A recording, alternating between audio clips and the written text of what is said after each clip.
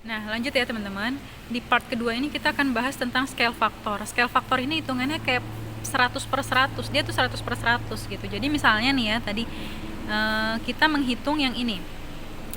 Yang example kedua ini kita menghitungnya dengan cara kita cari dulu 12% dari 8.400 berapa, baru kita tambahin dengan angka awal 8.400 seperti ini kan. Nah, nanti kalau di scale factor teman-teman udah cukup langsung anggaplah ini udah 100/100, 100% nih. Ini 100%, nanti tinggal ditambah 12%. Berarti 112% dari 8.400. Nah, itu tadi fungsi scale factor. Jadi menganggap bahwa ketika udah ini udah 100%.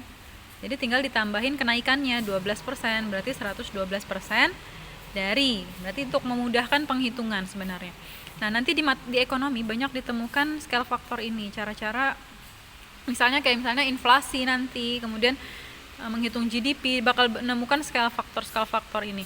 Nah, kalau misalnya untuk kenaikan ada nanti ketemu ke istilah-istilah increase, rises, appreciation, intinya seputar kenaikan, maka dia scale faktornya ini 100/100 ditambah dengan persentasenya.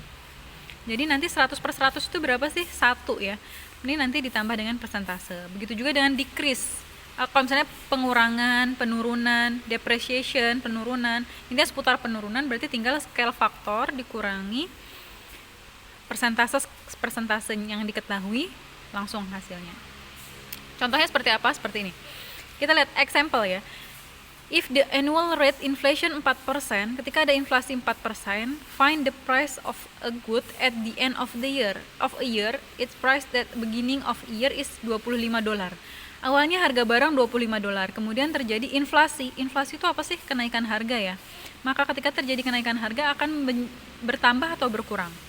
Bertambah dong ya. Maka kita akan pakai scale factor yang positif.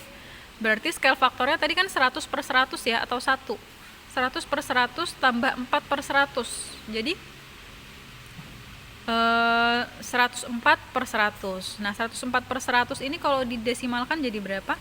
1,04. Nah, langsung aja 1,04 dikali 25, hasilnya 26. Gitu, gampang kan? Itu sebenarnya sama-sama aja sih.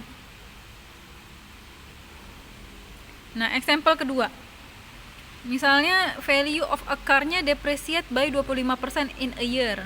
Dia depreciate, berarti pengurangan ya, berkurang 25% setiap tahunnya nilai dari sebuah mobil. Nah, ketika what will a car currently price, awalnya tuh harga asalnya tuh $43.000. Maka 1 tahun kemudian dia akan berapa ketika ada pengurangan 25% ini?